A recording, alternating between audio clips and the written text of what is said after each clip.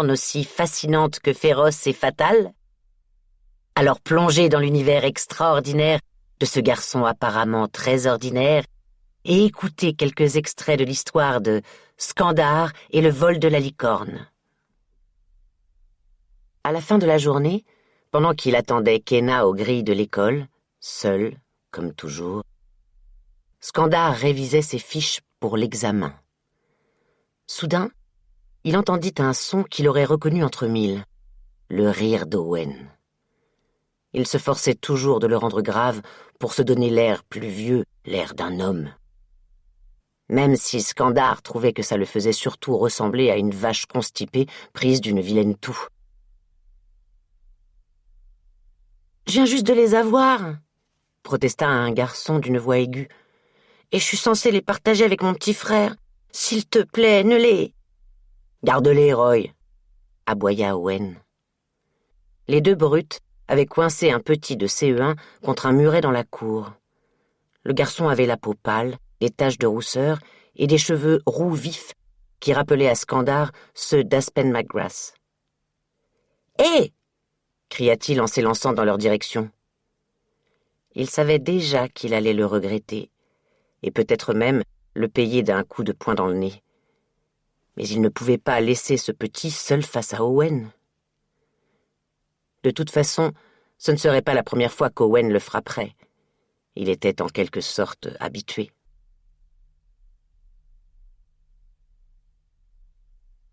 Au moment de les rejoindre, Skandar se rendit compte que Roy avait arraché une poignée de cartes KO au garçon. « T'as dit quoi, toi ?» Owen avança vers Skandar, qui s'empressa de faire signe au rouquin de se cacher. Il vit sa tête disparaître derrière le muret. « Je me demandais si... tu ne voulais pas m'emprunter mes notes ?» dit-il, perdant sur le champ tout courage. On ne dérangeait pas Owen impunément. Qu'est-ce qui lui avait pris, enfin? Owen ricana et lui arracha ses fiches des mains pour les tendre à Roy. Puis, une fois qu'il eut les mains libres, il planta son poing dans l'épaule de Skandar. « Ça parle de couveuse », marmonna Roy en feuilletant les fiches. « Super, alors je vous laisse. » Skandar fit un pas de côté, mais Owen l'agrippa par sa chemise blanche et se rapprocha au point que Skandar put sentir le gel qu'il portait pour donner un effet décoiffé à ses cheveux bruns. « Tu ne penses quand même pas sérieusement réussir cet examen d'admission ?» lança Owen en feignant la surprise. « Ou alors si ? Oh, c'est vraiment trop mignon !» Roy hochait la tête d'un air stupide. « Mais si, Owen, regarde, ce sont ses fiches de révision. » Owen avait approché son nez de celui de Skandar. « Combien de fois je te l'ai dit déjà ? Les gens comme toi ne deviennent pas des cavaliers. » Tu es trop faible, trop maigre, trop pitoyable. Tu serais incapable de maîtriser une créature aussi dangereuse qu'une licorne. Tu t'en sortirais mieux avec un caniche. Oui, Skandar, adopte un caniche et essaie de lui monter dessus, ça nous fera tous bien marrer au moins. Owen prenait son élan pour conclure sa tirade avec un dernier coup de poing lorsque quelqu'un lui attrapa le bras par derrière et tira dessus d'un geste sec. Visiblement, la gravité aimait encore moins Owen que Skandar. Il perdit l'équilibre et s'étala de tout son long. Boum! Sur le bitume. Kenna se dressait au-dessus de lui. « Dégage de là !» lui dit-elle.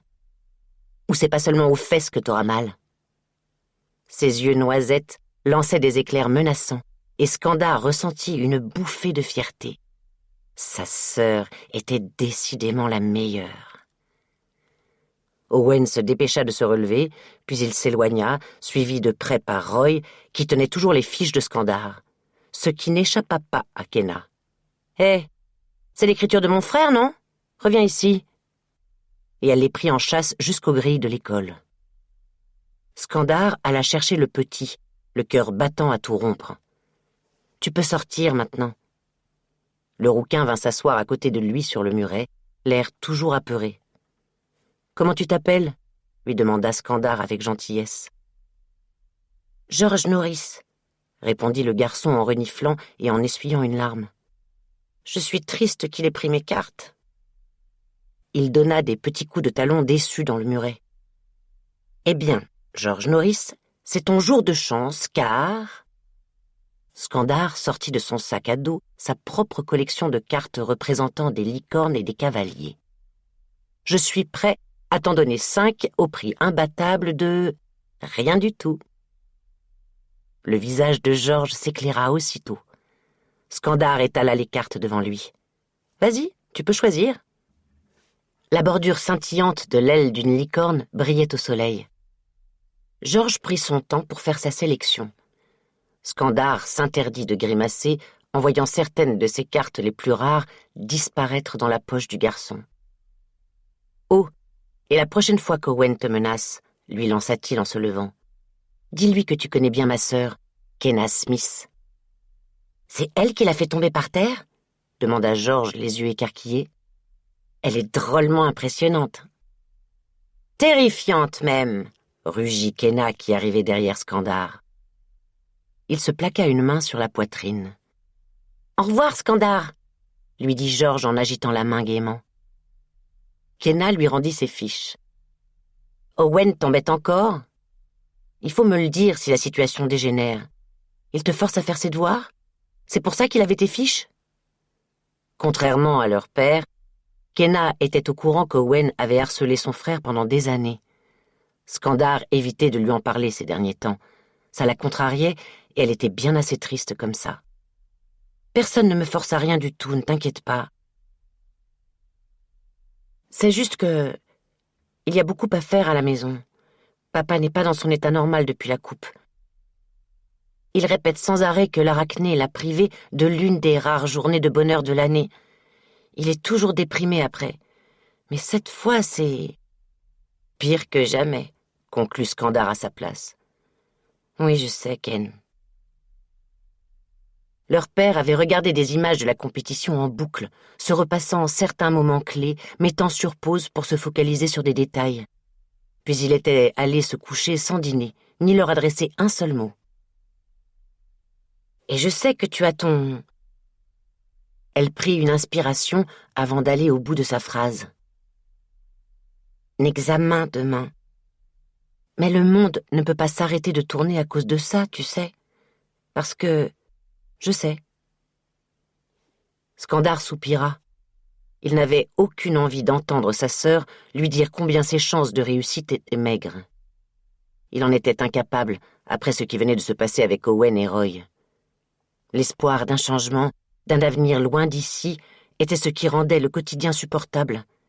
Les licornes étaient toute sa vie.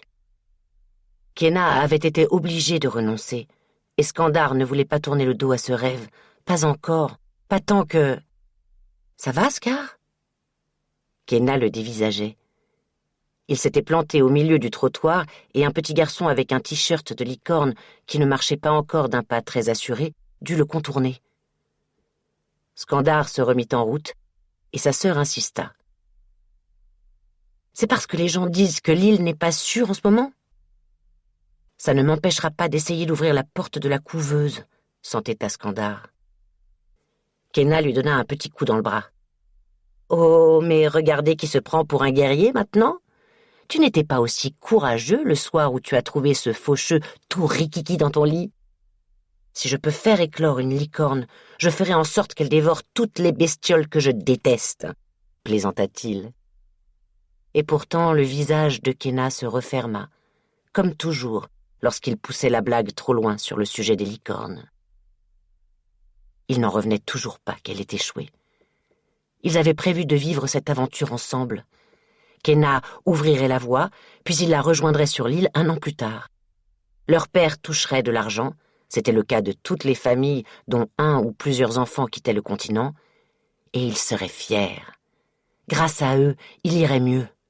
« Je peux me charger du dîner ce soir si tu veux », proposa Skandar, pris de culpabilité au moment où Kenna tapait le code d'entrée de l'immeuble.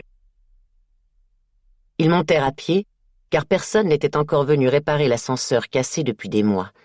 Pourtant, Kenna s'en était plainte une douzaine de fois au moins.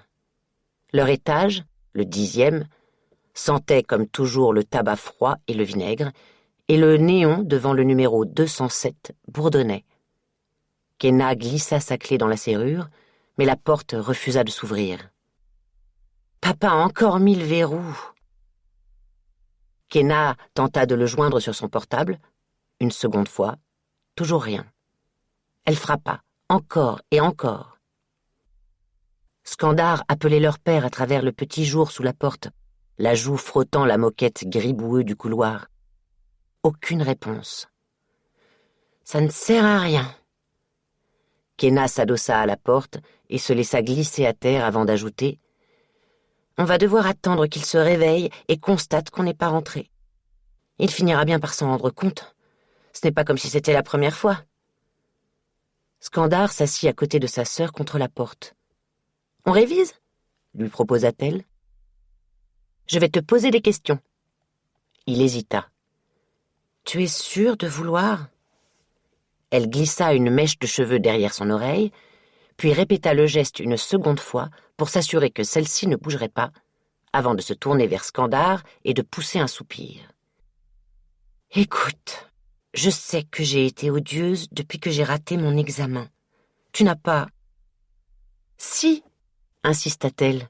« J'ai été une vraie pourriture qui pue, une sacrée ordure, pire que la plus grosse crotte fumante dans les égouts. » Skandar éclata de rire. Kenna souriait maintenant. « Et c'est injuste pour toi, complètement injuste, parce que si ça avait été l'inverse, je sais que tu m'aurais aidé à faire mes devoirs, que tu aurais continué à me parler de licorne. Papa a dit un jour que maman avait un grand cœur. Et si c'est vrai, alors tu lui ressembles beaucoup plus que moi. Je ne vaux pas autant que toi, Scar. N'importe quoi. Je ne vaux pas mieux qu'un caca. Ça rime. Alors, tu veux mon aide ou pas ?» Elle lui arracha son sac et chercha son manuel de cours avec les 4 symboles élémentaires sur la couverture. Puis, elle l'ouvrit au hasard. Commençons par quelques questions courtes et faciles. Pourquoi l'île a-t-elle révélé au continent l'existence des licornes ? Allez, Ken, sois sérieuse. Je suis sérieuse, car... Tu penses tout savoir, mais je te parie que tu vas te planter sur une question facile. Le néon au-dessus de leur tête faisait un boucan terrible. Skandar n'était pas habitué à voir sa sœur d'aussi bonne humeur, surtout quand il était question de licorne, et il décida de jouer le jeu. D'accord, très bien.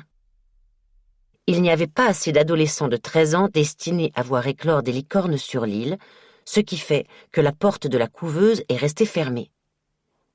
Par conséquent, les licornes n'ont pas pu établir de lien avec des humains et sont devenues sauvages. L'île courait le risque d'être débordée.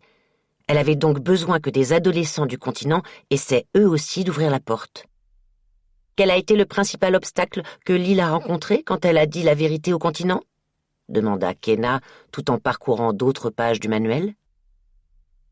Le Premier ministre et ses conseillers ont d'abord cru à une blague, parce que les continentaux étaient persuadés que les licornes étaient des créatures mythiques inoffensives, qu'elles ressemblaient à des grosses peluches.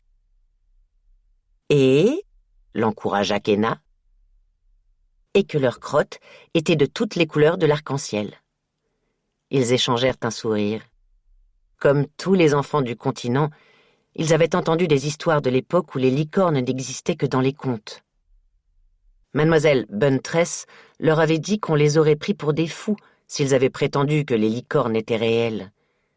Elle avait fait circuler des exemples d'objets conçus d'après ces êtres légendaires dans leur premier cours.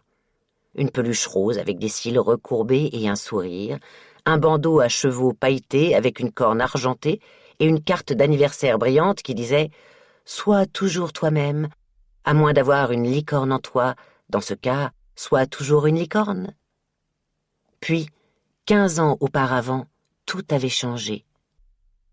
Dès que les images de licornes sauvages assoiffées de sang avaient fait leur apparition sur les écrans du continent, tous les objets liés aux licornes avaient disparu des magasins. Leur père racontait qu'ils avaient tous eu peur que les créatures sauvages prennent leur envol et que cette nuée fonde sur le continent pour tuer tout ce qui croiserait son chemin à coups de dents, de sabots et de cornes. Dans la panique, les gens avaient vidé leur maison des licornes qu'elles pouvaient contenir, livres d'images, peluches, porte-clés, décorations de fête, et en avaient fait d'immenses feux de joie dans les jardins publics. Bien évidemment, les parents n'avaient pas été enchantés par l'idée d'envoyer leurs enfants dans un lieu où ces créatures évoluaient en toute liberté. Skandar avait vu de vieux articles de journaux évoquant des manifestations à Londres et des débats au Parlement. Mais toutes les plaintes avaient reçu la même réponse. Si nous n'apportons pas notre aide à l'île, les licornes sauvages proliféreront et nous tueront tous. Les gens avaient alors exigé que le continent se lance dans une guerre pour tuer ces licornes. Mais le Premier ministre leur avait répondu qu'on ne pouvait pas les tuer avec des armes à feu, domestiquées ou non. Il s'était employé à souligner qu'en acceptant d'aider l'île, le continent serait lui aussi gagnant. Les licornes domestiquées sont différentes, avait-il tenté de rassurer les plus sceptiques. Pensez à la gloire. Ne voulez-vous pas que vos enfants deviennent des héros ? Leur père leur avait expliqué que les gens avaient fini par se calmer au bout d'un moment. Les parents du continent étaient tristes d'être séparés des enfants choisis pour devenir cavaliers, mais ceux-ci restaient en vie, et on n'avait aucune attaque de licorne sauvage à déplorer. Les familles pouvaient se rendre sur l'île une fois par an pour passer du temps avec les jeunes cavaliers. Aucun d'eux n'avait jamais demandé à rentrer chez eux. Ceux qui accédaient au classement final de la Coupe du Chaos étaient adulés par toutes les générations. Ils étaient plus célèbres que les membres de la famille royale. La plupart des enfants faisaient le vœu de monter un jour une licorne lorsqu'ils soufflaient leur bougie d'anniversaire. Lentement, mais sûrement, les licornes s'étaient intégrées au quotidien de tous, et presque plus personne ne parlait de licornes sauvages. Jusqu'à la veille, et l'apparition de l'arachné. Tu penses qu'il y aura des questions en rapport avec l'arachné dans l'examen ? Kenna, qui faisait à présent les 100 pas sur le palier, ne répondit pas à son frère. « Tu crois que cet arachné était lié à cette licorne sauvage ? C'est impossible, hein ? On est bien d'accord que les licornes sauvages sont justement celles qui ont raté l'occasion de créer un lien avec le cavalier qui leur est destiné et qui ont éclos seules. » Kenna s'arrêta brusquement et il se retrouva nez à nez avec ses chaussettes grises. « Arrête de t'en faire. Tu t'en sortiras très bien. »« Tu crois vraiment que je pourrais être un élu ?» lui demanda Skandar d'une voix à peine plus forte qu'un murmure. Kenna n'avait absolument aucun moyen de connaître ses chances, et encore moins de savoir s'il réussirait à ouvrir la porte de la couveuse une fois sur l'île. Mais il était important pour lui qu'elle l'en croie capable. « Bien sûr !» Elle lui sourit. Pourtant, il sentait ses yeux le brûler. Des larmes menaçaient de couler. Il ne la croyait pas. Il piqua du nez vers ses pieds. « J'ai compris, tu sais. Je n'ai rien de spécial. Je ne ressemble même pas aux cavaliers qu'on voit à la télé. Ils sont tous originaux, on dirait des stars. Et moi, mes cheveux n'ont même pas de couleur définie. Ne sois pas ridicule, Scar. Ils sont châtains, comme les miens. » « Vraiment ?» Il poussa un soupir désespéré avant d'ajouter. « Tu ne dirais pas qu'ils sont plutôt marronasses ? Et mes yeux, c'est pareil. On dirait qu'ils n'arrivent pas à décider entre le bleu, le vert ou le brun. Et j'ai peur des faucheux, des guêpes, et parfois même du noir. Enfin, quand le noir est si profond qu'on n'arrive pas à voir sa propre main. Quelle licorne voudrait bien se lier à moi ? Skandar !» Kenna s'agenouilla près de lui, ainsi qu'elle le faisait lorsqu'ils étaient petits et qu'il était contrarié. Il n'avait qu'1 an d'écart, mais elle lui avait toujours paru beaucoup plus grande, jusqu'à ce qu'elle rate l'examen l'an dernier. Il avait dû se montrer fort soudain, tandis qu'elle se repliait sur elle-même et pleurait en s'endormant des mois durant. Il l'entendait encore certains soirs. C'était un son plus terrifiant que les cris de 1000 licornes assoiffées de sang. « Skandar !» lui répéta-t-elle. « N'importe qui peut devenir cavalier. C'est là toute la magie des licornes. Peu importe tes origines, que tes parents soient des nuls, que tu aies beaucoup d'amis ou non, que tu aies peur de certaines choses. Si l'île te lance un appel, tu dois y répondre. Saisir cette chance d'avoir une nouvelle vie. Tu parles comme mademoiselle Buntress, murmura Skandar en lui souriant. Et pourtant, alors qu'ils regardaient ensemble le soleil se coucher par la fenêtre au bout du palier, Skandar ne put s'empêcher de penser que le lendemain, à la même heure, son examen serait terminé et son avenir scellé. Vous brûlez de connaître la suite des aventures de Skandar et Vaurien, Bobby, Flo, Mitchell et leur licorne? Alors rendez-vous le 4 mai en librairie pour le premier volume de la saga événement Skandar et le vol de la licorne.